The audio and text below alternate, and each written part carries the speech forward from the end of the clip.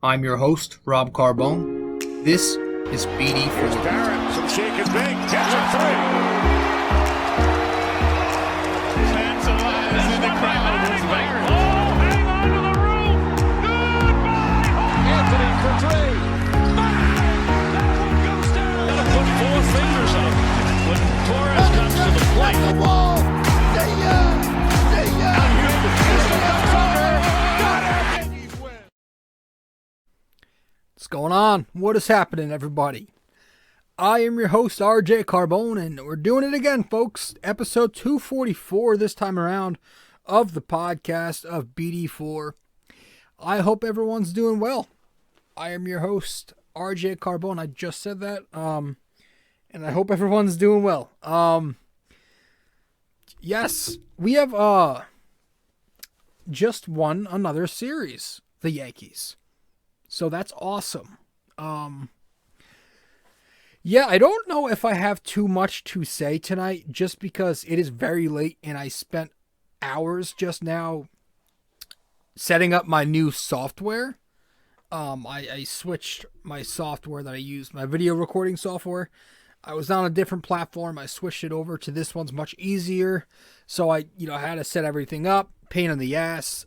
So I'm trying to keep this one short, but we do have a guest tonight. Me and one of my best friends in life, my cousin Anthony. We had a really good conversation about, we just fucked around, talked MMA and some boxing, and we just, we had a good time for about 20 minutes. So we're going to put that into this episode at some point.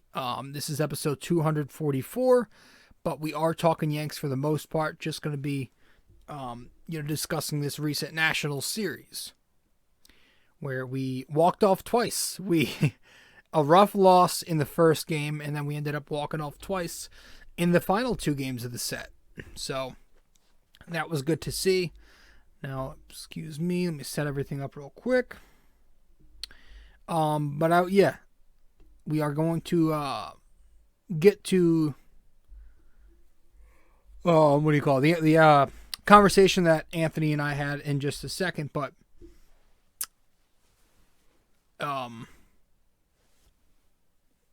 I guess we'll just start. Well, you know what? I was what was it, last night? So as I am recording, it is 2 a.m.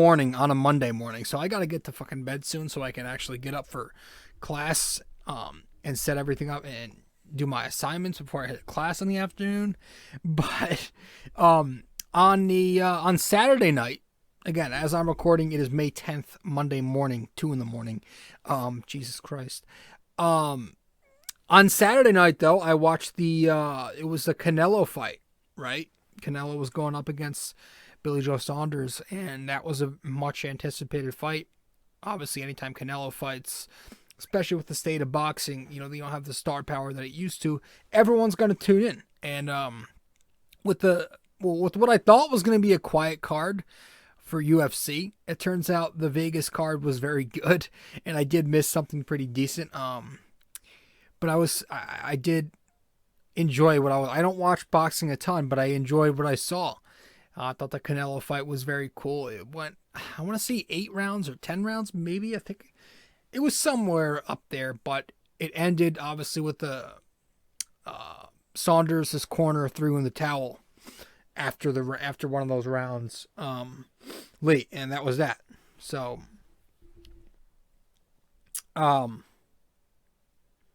yeah, that guy's good. I think the only loss he had was against Floyd, and that was very unfortunate, So you hope that would be cool if they could fight again, But obviously Floyd's got somebody else on his mind right now. He's got Logan Paul, who I don't know if anybody else saw the whole thing with Jake Paul the other day. I can't stand this dude, but I'm doing exactly what he's trying to get me to do. He gets people talking about him because people hate him, and that's how he makes his money. I mean, the whole thing with the hat, got your hat, he right away, that was a genius move. He knew that was going to sell, and I'm pretty sure he turned that shit into merch the night of, and he's probably making money off that right now. But man, I hope that freaking Floyd can just end this shit once and for all and stop acting like we could all stop acting like these Paul kids are legit boxers. They're fighting one of the better, greater boxers of all time, if not the, in Mayweather. So, hopefully if it goes as planned, he torches them, or I'm sorry, Logan. And if that happens, maybe Jake Paul will want to crack at him after, and hopefully he'll take care of the whole Paul family, as Ben Askren said before he got his ass kicked. Unfortunately. That guy didn't even want to fight. Yeah, you could tell he didn't even take it serious. But hopefully an actual boxer in Floyd Mayweather, not a retired MMA fighter Askren, not, a well-retired NBA fighter Nate Robinson, an actual boxer or player, an actual boxer in Floyd Mayweather. Hopefully he can take down, again, this is Jake Paul's brother. This is Logan Paul. That kind of fucking humbles them a little bit, man. I don't know much about Logan, but it's just like Jake Paul. I hope he beats Logan and then he gets to fight Jake, because that's what I want to see. Just shut these two kids up, put them back into their fantasy world, and let them go back to doing what they do on the internet and whatever the hell it is. Yeah, that happened. But MMA was the UFC the other night was going at the same time, and unfortunately, one of my favorite fighters since I started picking up MMA is Cowboy Cerrone, and he unfortunately another loss. It was brutal the way it ended too. He was just getting attacked. He had no chance. The other guy was aggressive as hell on him. I don't remember who he fought. Was it Morano or something? Don't know who that is, but he took care of him. He landed a bunch of punches on him, and it was Cowboy's 6th loss in a row. They asked him if he's thinking about retiring. A lot of people think he should. I mean, it's 6 in a row. How do you not think about it? When I was talking with Ant a few hours ago, he said, he's surprised he wasn't cut yet. But he says he wants to keep going. He says there's no way in hell he wants to end like that. And I agree. I hate ending on losses, no matter what it is. You always want to end on somewhat of a bright note, but man, it's getting tougher and tougher for him. When I first started watching MMA as a diehard, it was the Cowboy versus McGregor fight when Conor beat him last summer. And I think that was just, again, another one of those losses in the midst of this streak he's on, or this skid rather. So, yeah, I'm excited for the MMA card. I think next weekend it will be Michael Chandler. That's a big card. And then obviously later in the summer, you've got McGregor. Fucking can't speak. You've got McGregor coming back. McGregor's supposed to fight fucking Poirier for, the third one. It's the trilogy. So this will break the tie. You got the Nate Diaz fight, which was originally canceled, but pushed back to 263. He's going up against Leon Edwards, I believe. So it's going to be some interesting matchups coming up, man. Some good fights coming up this summer. I'm excited for all of it. And I think later in August, you've got Amanda Nunez. Amanda Nunez is coming back. She's fighting Pena. I mean, she's got nobody left to fight. I mean, she's just a bunch of people under her class. So, some interesting shit. I am very excited for this summer as far as the MMA goes. So, yeah. And hopefully we get more events like we had in fucking Jacksonville, where the crowd is there, it's full capacity, and people are living their lives and not just afraid of fucking each other and are able to have a good time again, because that's what we all want. And man, I still think about that event in Jacksonville. Hell of a card, man. The 3 knockouts, I mean, for the title fights. And just the crowd makes everything so much better. So much better. So hopefully we can get it back and we start getting more and more people coming. And as more things start to open up,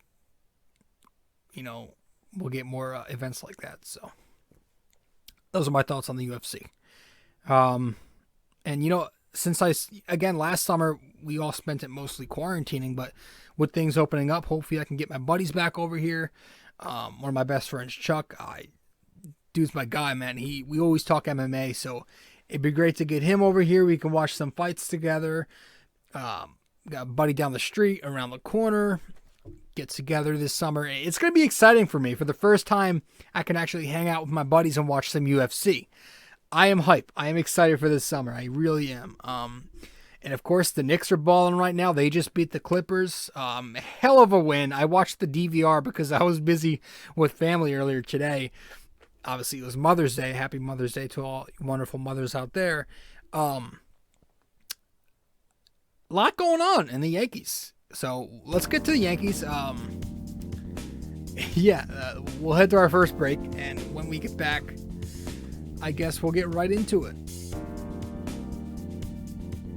All right, 1 second. I got to try to navigate this new software I have. I'm still trying to get used to it all.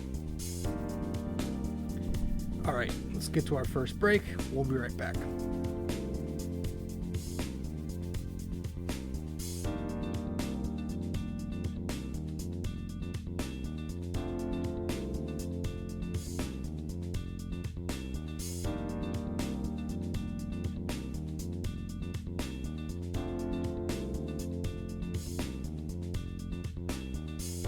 Anthony, welcome back.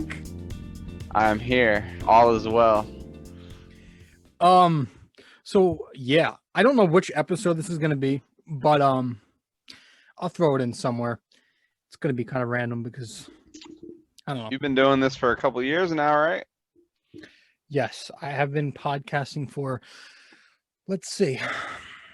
I don't know, 3. Probably in the hundreds. Yeah, this is going to be, so we're almost 250 episodes in. You gonna do something big, pause? Yeah, right. I just do this for fun. Nobody tunes into these. I tune in. Yeah, okay, pup. Okay, guy. No, what was I gonna say? Yeah, I guess we'll talk whatever. UFC. I guess we'll start with UFC. So you've been watching for a little bit, but yeah. Did you see, what was it? It was the last big, it was a couple weeks ago in Jacksonville. 260 or something? The Camaro. Yeah, the Usman and Masvidal. I saw the highlights. I was working. Oh my God. That was good. Let's talk about Usman real quick, right? Go ahead. So you lead us off. The guy is good, man. I think he's going to be one of the greatest in that weight class, like, of all time. So when they fought the first time last summer, that was like the first time last summer I hopped on the board. I've always been an MMA fan. I love UFC, but last summer was when I really started to pay attention. Yeah. And that Usman Masvidal, the first one, was the very first. That was the first fight I really saw as like a diehard fan of the sport. And so I was saying, the toe stomping fight. Yeah, that was when what was he? He was making fun of him, saying he was playing footsie with him. But that was when he was on 6 days notice, whatever. Yeah. Sure, he didn't have a full camp, and that was the kind of the narrative he ran with from there on. And so I was hoping that I'm a big Jorge fan. I like him. He knows how to market himself well. And I really thought he had a chance, but I mean, it was ugly to see him. He didn't really. What, did he get knocked out in the second round? I think it was the second round. Yeah. Yeah. I had to get not much of a shot. He didn't look good. But I don't know. Usman fought him completely different in this fight than the last fight. Yeah. I think Jorge's best chance of winning that fight was a knockout.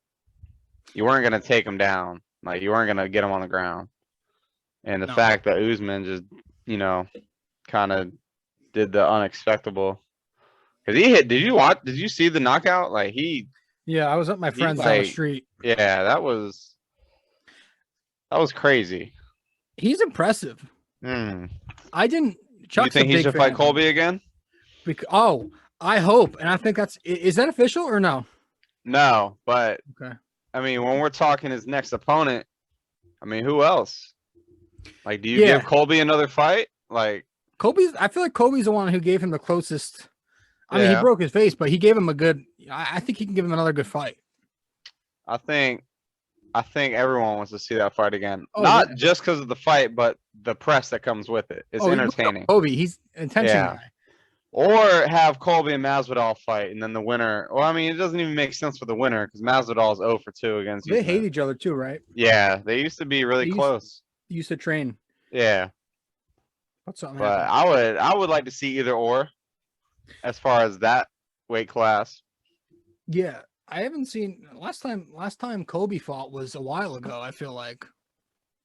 Another one we can expect is probably John Jones and Francis Ngannou.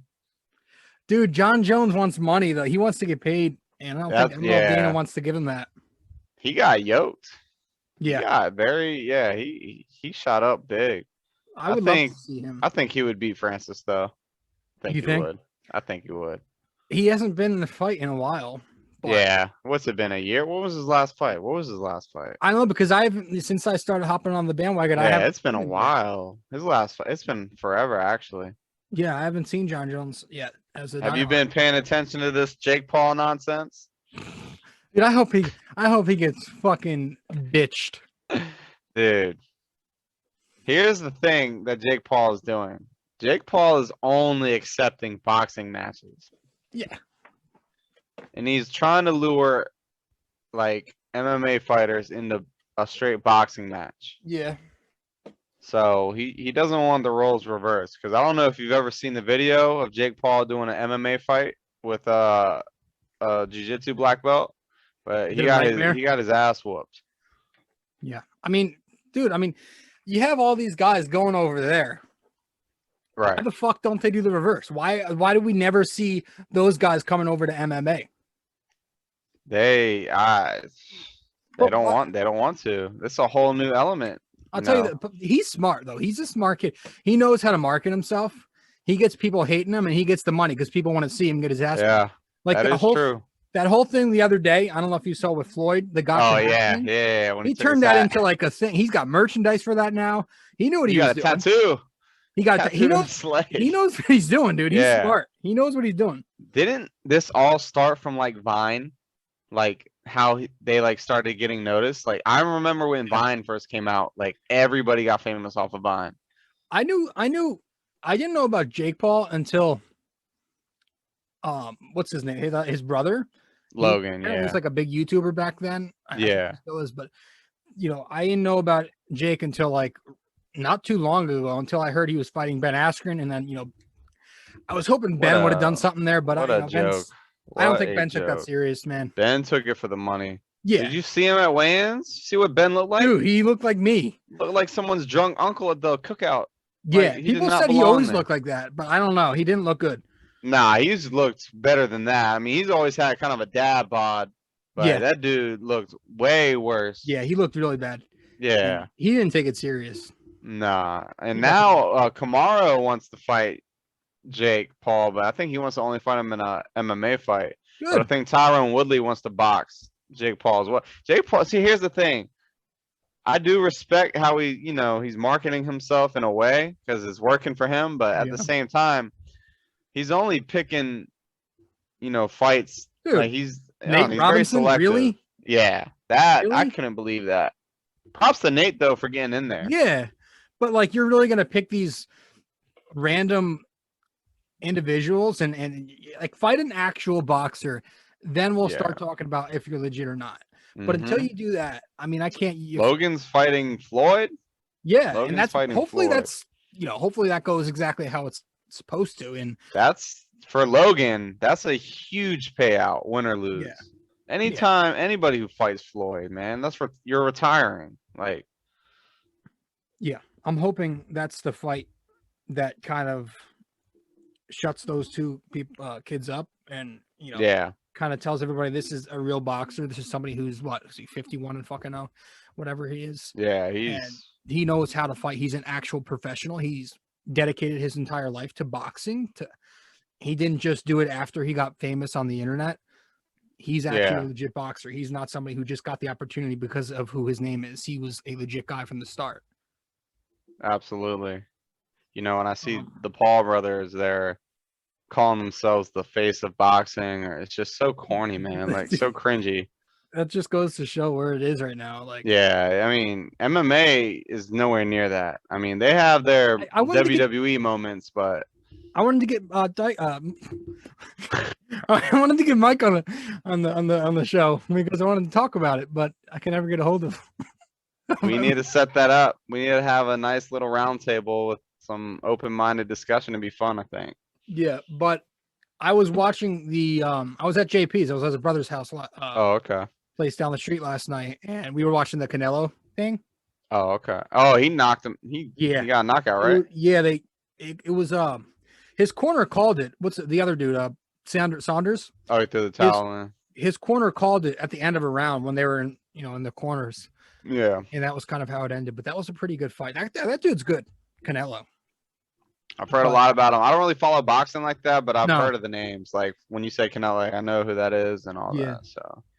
But yeah, I basically me too. Just stick with MMA just because I just think it's so fun. It's so much more versatile. What do you think of McGregor and Poirier 3? Yeah, is that happening? Because I feel like it's happening in July. They were calling it off, but then they called it back on. Nah, yeah, it's official now. So yeah, I'm gonna be turning into that. I think McGregor's gonna win. I think like I don't know. Anytime he's lost, he's always bounced back. Like when Nate beat him and he fought Nate again, even though I think he lost that second fight, I mean he still won.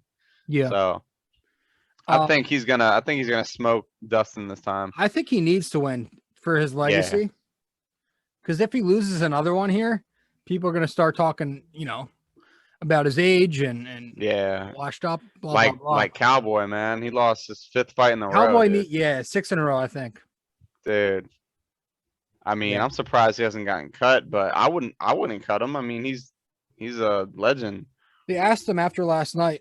Somebody asked him if he thought about retiring. He said he wanted to keep going, and there's no way he wanted to go out like this. And I can't blame him because I hate to end on a loss. You know me with fucking 2K. We were up till 4 in the morning until we won. I need to figure something out. I don't know if I can get it for it's not cross-platform. Do you not have your PS4?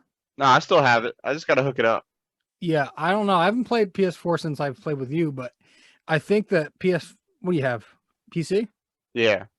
Is it not on PC? It might be. I just don't know if it's cross-platform. Oh, cross-platform. It probably. I don't know. It could be. I gotta look it up. When's the new one come out? It's 2K. It's September probably. That's September. When they come out. Yeah. I think we should all get the gang back together. Yeah, that would be fun. Yeah. Speaking of, I've been talking to Littleford lately. Dude. He's been going nuts since November. About playing? About the election. Yeah. He just got married, didn't he? Did he really? I think so. Yeah. Oh, engaged or married, one of those. Yo, you know what would kill me about Littleford is me, you, and him would play until like 2 in the morning, and he'd be like, "Hold on, I gotta make a cup of coffee." He'd have his cigarette, then he'd go get a coffee. Yeah, cigarette. Idiot.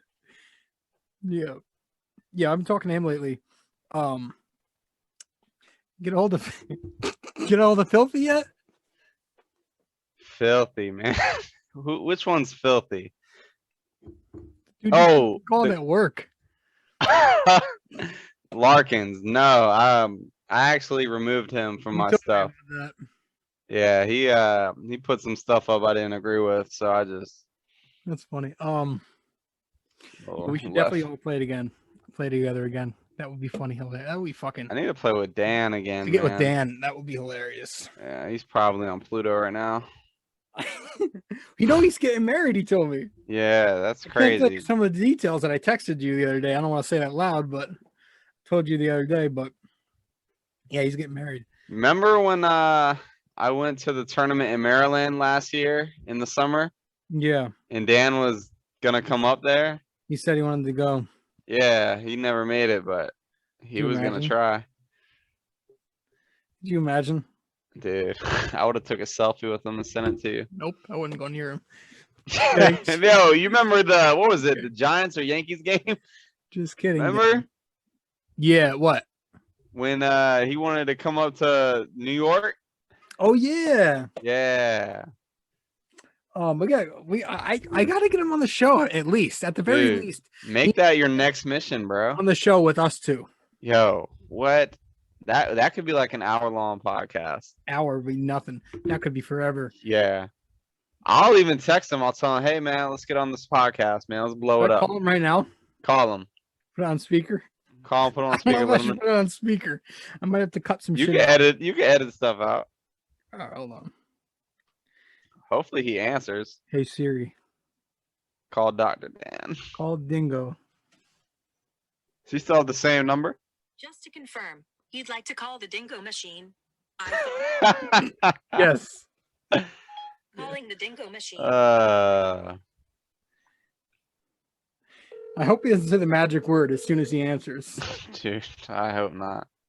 That would be bad.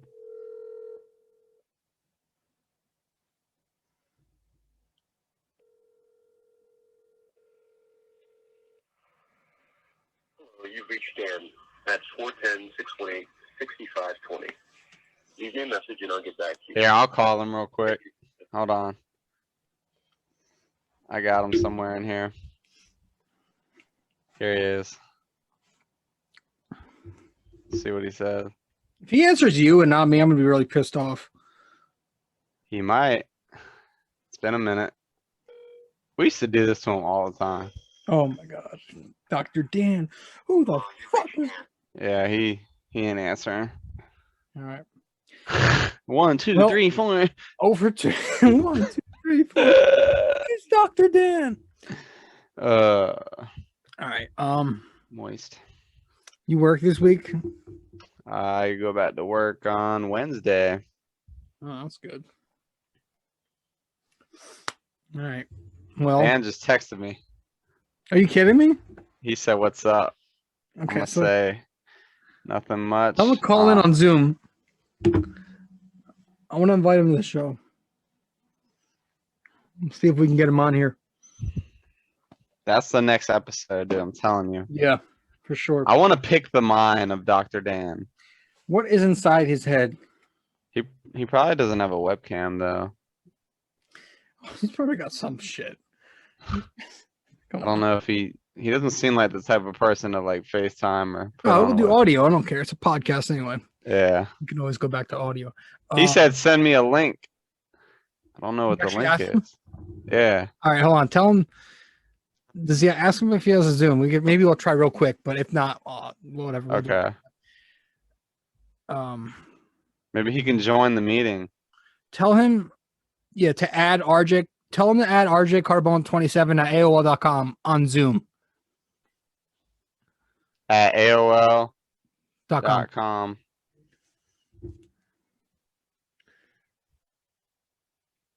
All right, Yeah, I just told him he might. texting me. Let me see if he listens. That would be hilarious if we can get him real quick. Dude, right on the spot, bro. That would be legit. Does he watch UFC? He's a UFC fan, right? Alan Sacchetti? I think he's a casual fan. I think he's a casual fan, yeah. Oh, okay. It's cool. You know how it's gonna take forever. I feel like he fucks everything up. You know He how says difficult I it was to don't. get him in a party? Oh, he doesn't have Zoom. I was gonna say, you know how difficult it was? Remember that? To get him in a freaking chat? Dude, I broke my thumb inviting him so many times. How many times has he blocked us and then added us? Oh man, he's broken up with us at least a dozen times, dude. He's broken up with us. All right. I don't know what else to say. I don't know. I just wanted to come on here and He chat. said, You know? should have given me a heads up. Yeah, sorry. Yeah, all right. Well, I just needed a little. I just needed it. Sorry, I'm multitasking. I just needed a little bit of just a small clip for school because I'm doing a final project for my essay and I needed to have like a voiceover. In the Oh, background. So it needed- Okay. I'm whatever, gonna get so you we'll an do A it. plus. We'll see. Yeah, I do. I need to finish fucking school. Like for Dude, I still haven't finished. I haven't been Never- back. you never graduated? No. For When real? I met How are you a cop? Have you ever graduated? Georgia, you just need a high school diploma. Jesus. Yeah, I know, right? Wow. Oh my gosh. Hold on. Look at your phone. Hold up. Oh Lord. Look at your Facebook messages. That's why he can't join. What is wrong with him? And we will end on that. Thanks for All coming, right. Ant. All right, dude. You know, it was a solid series for the Yankees. You know, it was that first game, made us all a little bit nervous. Obviously, it wasn't the prettiest game. Ended up being a horrible loss. And I said this last time out. I'm sorry. I try not to. I need to mature up, but please ignore me sometimes on Twitter, man. I am so reactionary. It's more of me venting than it is me actually believing what I say. I vent a lot on Twitter during these games, and some of it's obnoxious. A lot of it, all of it, is obnoxious as hell. So I apologize. You can mute me. You can unfollow me if you like. It's just it helps me feel better. It helps me vent to get my anger out. So I do not always mean what you're gonna see on there. If you really want my takes, my opinion on shit, I don't know why you would. I'm just some random, but if you do, keep listening to this podcast, because this is where I sound most reasonable. All right. But yeah, don't take my opinions on Twitter 100% serious when it's in the middle of a game. Especially a game like Monday.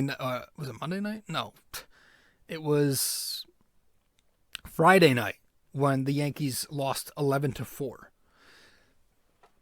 So keep that in mind. It was an ugly game. We all know it. So who am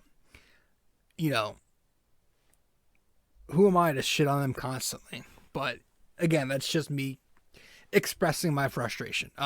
So we get to it. 11-4 on Friday night. They take the loss, but it was a good game for a while. It was a pretty close game for about 7 innings until that meltdown. But to start off, you had Patrick Corbin, the guy the Yankees were going after in that offseason. Kind of looked like he was headed here.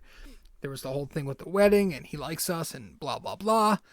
But it was him versus Jamison Tyone, and it was a good battle. DJ LeMahieu gets to Corbin first. By the way, this guy kills Corbin. They showed the numbers against him, and it's a pretty large sample size. He obliterates this guy. And here he was, 2 homers. He gets the leadoff home run, 3 pitches in the bottom of the first inning. 1-0 Yankees. Second inning comes. Tyone leaves 2 fastballs up over the heart of the plate for Yan Gomes and Josh Bell to take him deep. 3-1 Nationals after 2.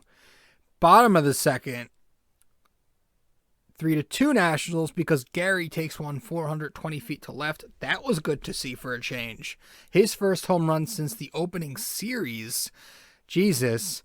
Then you have DJ LeMahieu going deep again to the short porch again to tie the game at 3 in the 6th. So it was a close, tight ball game. Again, for the first 7 innings, no team was up by more than 2. It was very tightly knotted. And, excuse me. And from there, it was, hell. After that 7 inning on, I think it came in the 8th inning, it was a hell of a loss. Boy, was it ever. Basically, it's all just jumbled together, but basically the Nationals ended up against Lasagna and against Sessa and against the Yankee defense. They ended up scoring 6 runs in the 8th frame on 3 errors. 3 errors in 1 fucking inning. It was the worst. I mean, I feel like we've said this before a lot more than we should, but it was one of the worst displays of defense I've seen in my life. You had DJ with the error at third base. You had Aaron Judge picking up that ball, playing it incorrectly in right field, that single. And then you had Gleyber Torres, kind of playing a chopper incorrectly at shortstop. All those errors sandwiched between, a few walks, some singles, and was it Josh Bell again? Or Harrison or something? Somebody went deep. It was, and the game was over in that inning. I mean, there was no shot the Yankees were coming back. So the offense all game, not the worst in the world. 4 runs on 5 hits, 3 walks, 7 strikeouts, 1 for 3 in scoring position. But again, it was the defense and the bullpen. It was the errors, and then it was Sessa and Lasagna. Jonathan Loizaga. I think that was the first time I've ever actually said Jonathan Loizaga his name.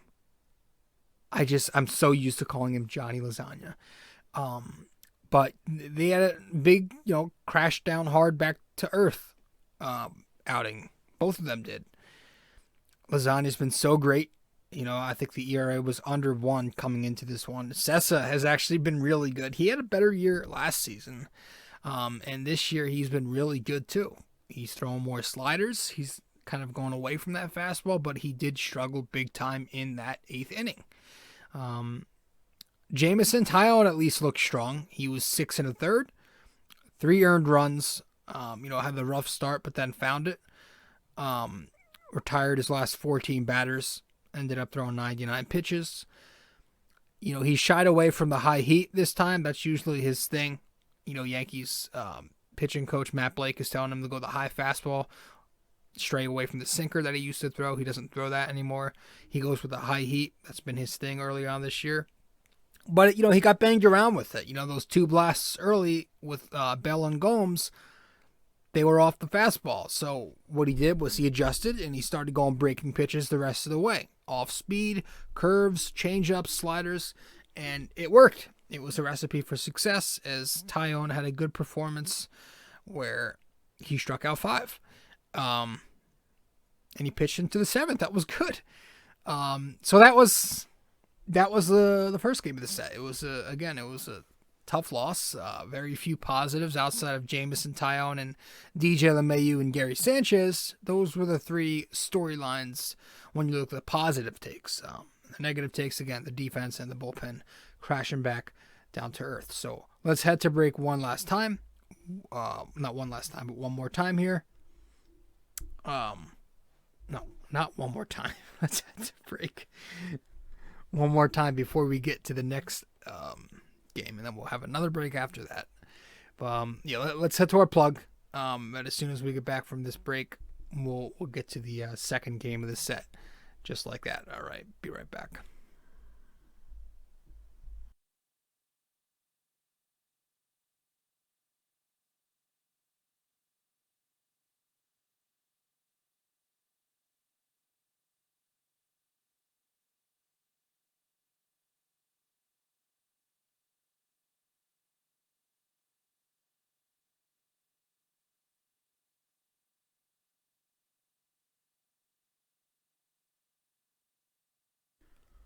Yeah, not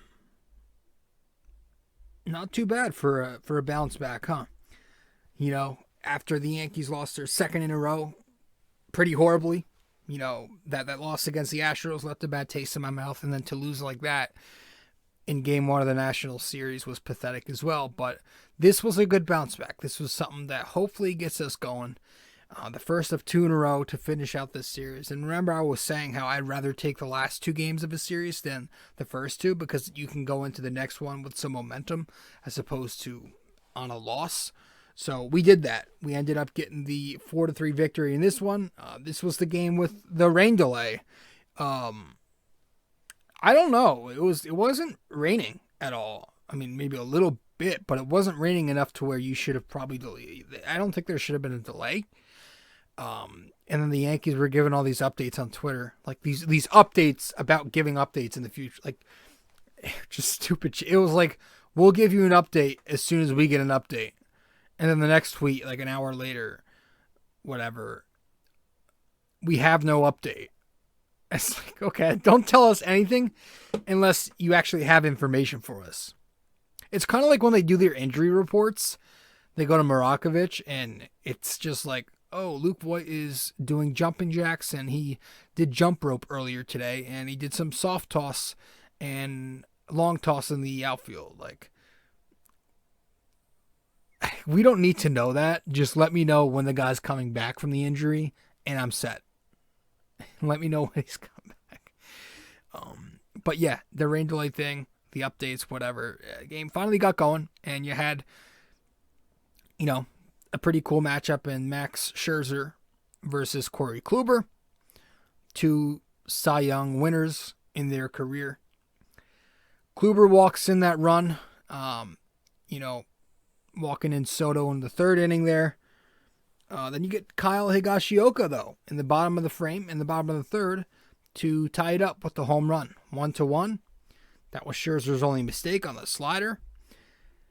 May have been the only breaking pitch, maybe. The only breaking pitch that I've seen Higgy hit this year. That was good to see. He's a dead fastball hitter. Castro, single in the 6th inning, makes it 2-1. The Nationals take the lead. Scherzer ends up going 7 1/3, strikes out 14 Yankees. That's a new Yankee Stadium record for an opposing pitcher, I think. That's what they said on the telecast. It was ugly for the Yankee bats. They had no shot against this guy. He was rolling, but yeah, it was really bad. Kluber was good, though. Kluber went 5 2/3, 2 runs. Brad Hand in the 9th inning, the RBI single to Torres. Love Torres' approach there. Clean approached, focused, wasn't trying to yank the ball, and he ends up getting the solid base hit to right field. The Yankees go to extras from that. Hicks can't get it done, so they go to extras. Trey Turner gets that sac fly. In the bottom of the frame, Mike Ford tries to bunt, and they said it was the first bunt attempt. Oh no, they said he hadn't bunted until since the Cape Cod League. I think the year they were putting out there, I think it was first time since 2012. That was the last time he bunted. That's insane to me. Okay. He ends up getting the opposite field single off Brad Hand, who the Yankees just kill. Every time they see this guy, they have some really good plate discipline, and he loses the zone. Loses the zone completely, and they end up taking advantage on whatever mistakes he ends up throwing. Yeah.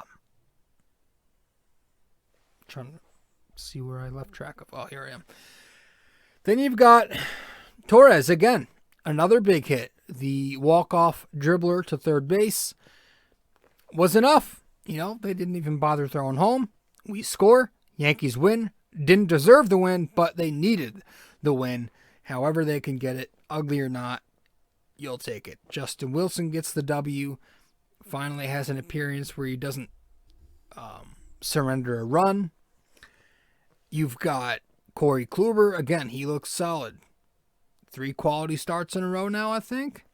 Well, that wasn't a quality start. It was 5 2/3. But 3 good, strong, sharp starts in a row for Corey Kluber. But finally, this one was unlike the last 2 against the Tigres and the Orioles. This was against a solid hitting team. I think the Nationals were amongst the leaders in batting average, so they can hit the ball. He's been good, so it was encouraging. He's now 2-2. The ERA is 3.06. He's got a good pitch mix lately. He's using that changeup. The velocity is finally there after not being there early on in the year. He looks sharp. And, again, we've talked about it before on the show. This is what the Yankees need from him. They don't need him, and I don't think they're expecting Corey Kluber to be that ace that he once was. But if he can be a solid number 3, or in this case, number 2 to Cole, just go out there and be quality.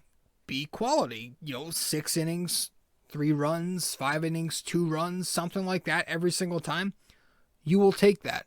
You will most certainly take that. Am I going to sit here and say that's going to happen? Can he be this guy who goes out and is quality?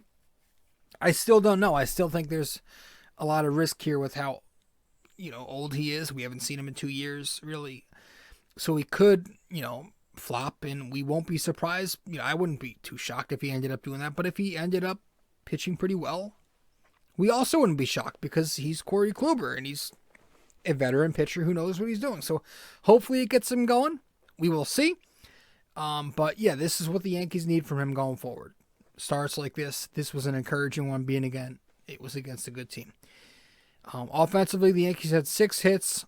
They drew 4 walks. They struck out 17 times. And they were actually 4 for 6 with runners in scoring position. Yeah, good win, though. Good win. Higgy, the home run the day after Gary hits a home run. So hopefully they can keep producing and it becomes a good problem and not a bad problem. But seeing Higgy do it against a breaking pitch was pretty cool.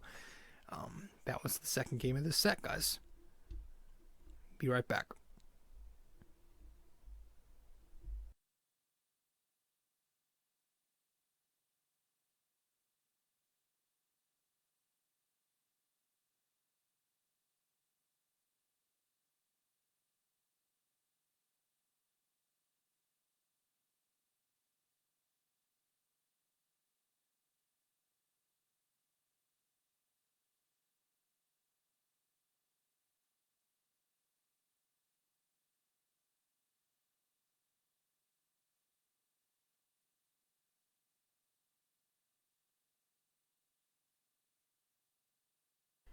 All right. Game 3. This one was, again, another one where our offense is not exactly great, but the pitching was fantastic. Domingo Germán on a Sunday, on Mother's Day, versus Ross. We take the 3-2 victory eventually. Aaron Hicks with the RBI single in the 3rd inning. Gleyber Torres finally getting on the board for his first tater of the season, goes yard in the bottom of the 6th. Tell you, he didn't have the greatest series statistically. He wasn't lights out, but the 3 hits that he did have were important for him, right? Again, he had the walk-off dribbler. The one before that, a few innings later, he had the single to tie the game, and then he gets his first home run of the year out of the way on fucking May 9th. So it was good for him. Hopefully this kind of gets the monkey off the back and he kind of starts hitting more and more and more. Because, again, this is a guy who hit 24 as a rookie. Then he went out and crushed 38. Had a down year last year. And only had 0 up until this point this year. I think last year he had only, 3, maybe 4 in the shortened season. It would be good to get him back. And again, this has got somebody I still have a lot of faith in. I mean, he's Gleyber Torres. He was a big-time prospect for a while. He's proven it in the first 2 years.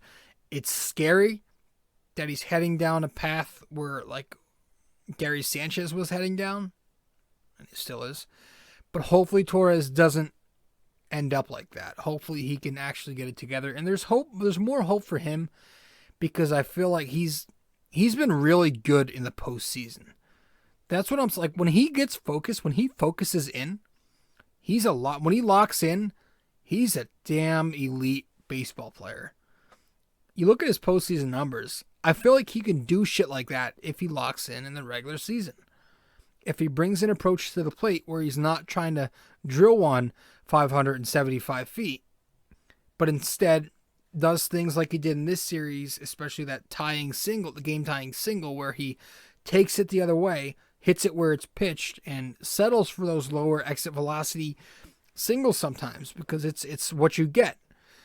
If he can do that, I think there's hope there. He could still hit you 275 to 300 and have the OPS around 850 to 900 and hit you 30 home runs a year.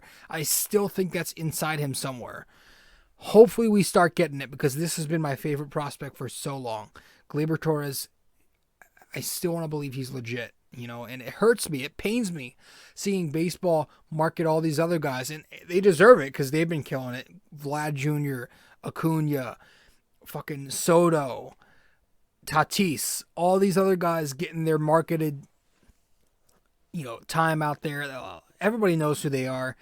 I've always wanted Torres to be mentioned in that conversation, and he was his first 2 years, but now he's been absolutely quiet, so maybe it gets him going. That was the bottom of the 6th inning, and excuse me, Jesus. And then Domingo, though, you know, the backbreaker home run lets it right back up. I mean, fucking gives it right back to, I think it was Kyle Schwarber for the 2-2 tie. But then the 9th inning comes. Yankees put some runners on. Giancarlo Stanton, the piss rocket RBI single, and they win the game. Stanton, you know, struggled a bit this series. You know, he cooled off. He definitely cooled off for sure. Fucking chasing some junk, but he ends up getting the game-winning walk-off RBI single.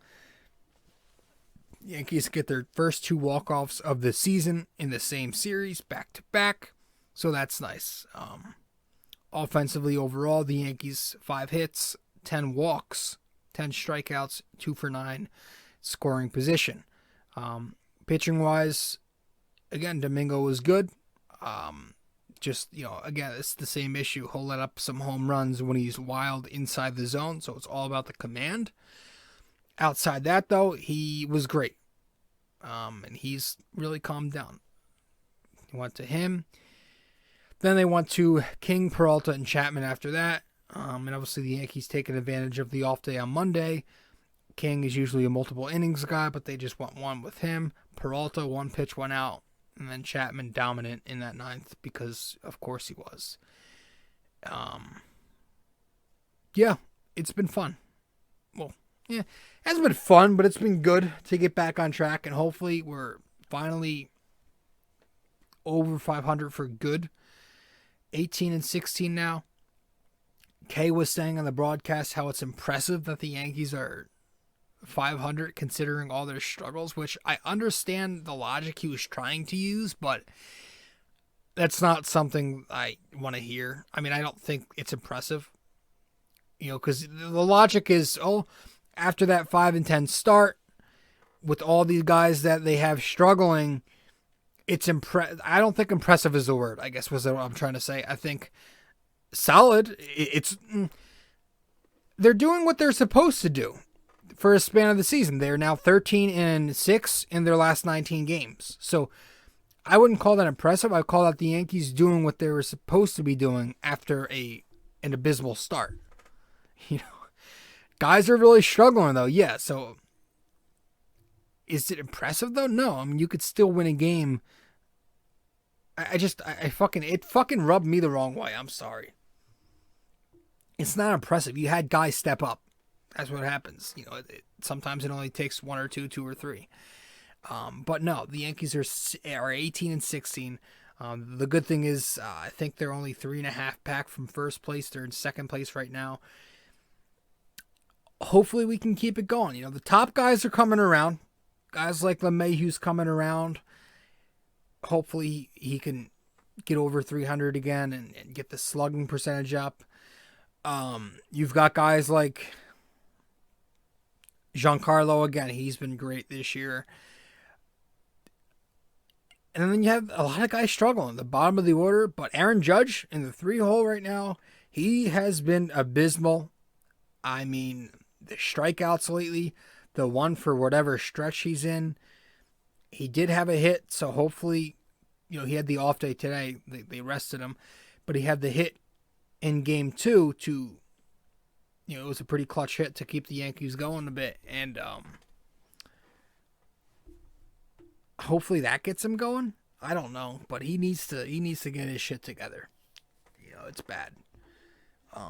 He's streaky. We know he can be streaky, but we're gonna need him. We're gonna need more than, you know, LeMahieu and Stanton right now. You know, a lot of guys are struggling. You've still got Clint Frazier struggling like hell. We can keep saying all we want, how he looks better, but he's still sitting at what, $148, whatever he's at right now. Brett Gardner, who's supposed to be fighting for that left field spot with him, he's not exactly doing great. I don't know how this guy still has a job and Albert Pujols doesn't. Mike Ford, I mean, the guy's so bad he could go 1 for 5 and the average would skyrocket. It was good to see him finally get a big clutch hit, but he's been struggling. Miggy Andujar was called up for a few games, sent back down. He was hitless. It's a shame. This guy was once a big part of their team. He was exciting to watch in 2018. But obviously now there's not much of a roster spot for him, and he doesn't have a position, man. It sucks. We were all so excited for him, but hopefully we can forget about that, and Gio gets back soon enough. He's not going on the DL. He's day-to-day. I don't know if he's going to be available for Tuesday, but I do know that Luke Voigt will be back on Tuesday. That's big. Boone said he's in play for Tuesday, so most likely means he's going to be starting. And I'm interested to see where they put him. You know, if they took Judge out of the 2-hole, and he's now their 3 guy. And obviously Stanton's been raking in the 2-hole, which was Voigt's spot last year. Where do you go? You know, it's going to be interesting to see where they play him. Or I'm sorry, where they put him in the order. He's playing first. Where he bats in the order. I don't know. Does he go 4? No, you got... yeah. I mean, you go Stanton 2, Judge 3, and I guess Luke 4. Right? Some good protection around Aaron Judge. Some damn good protection. Yeah, we'll see. But, yeah, overall, the pitching has held it down, man. This pitching staff from top to bottom, the rotation to the bullpen, I did not think I would be saying that they'd be the reason the Yankees are, you know, again, winning 13 games of their last 19. But it has been the reason. They're doing their jobs, and we're getting some more length. We're getting quality outings in the bullpen. You know, despite a couple of rough patches there in the third game of the Houston set, and then in this Nationals game, the first game of the series, they bounced back in the final 2 games. And the Yankees had a good homestand. They won 7-2 on the homestand. You will take that any day of the week. And now they head to the Trop to take on the fucking Tampa Bay Rays, who this will be a big series.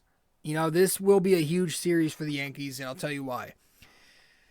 Sitting at 18-16, you're going to the Trop for 3 games, and obviously the history at the Trop is not good. We never win there. You can either go into this series and win it, and you're leaving it with a very positive vibe that we may be back after all. You know, if they win this Rays series, that means they would have beaten the Astros 2 out of 3, the Nationals 2 out of 3, and the Rays 2 out of 3. 3 very tough teams to beat. But the Yankees did it. That's a big momentum to ride on, right? You get the record looking better. You're placing better in the standings. Things are looking up, right? You would have either let's see, you win 2 games there, 2 out of 3, that'll put them at 15 and 7 in their last so-and-so games, right? If they sweep, that's 16 and 6 in their last so-and-so games. I don't think that's happening, but if you can win the series, that's much more positive than if you go in there and you continue to lose to the Rays. That storyline remains that they own us, blah, blah, blah. And then you're back under 500 maybe even, or at 500, and you're looking at mid-May and this team's still not figuring out a way to get back to dominance. That's a big fucking difference in narrative right there, right? So this is a huge, I'm going to call this a swing series, right? It's a big swing series where the momentum of the Yankees season could go one way or another. There's going to be no middle. You're leaving this series very disappointed, very defeated, or they're going to be leaving this series very optimistic and hopeful about what's to come for the rest of their 2021 season. Because even if they win this series, they've got the Baltimore Orioles coming up after that. So it's a very, very... It could lead to a lot of good things if they find a way to leave this series with 2 out of 3. So that's my take. Yeah, that's pretty much all I have. Let's get to the let's go to break, and when we get back, we'll get to the NYK question of the day, and we'll wrap this thing up. Be right back.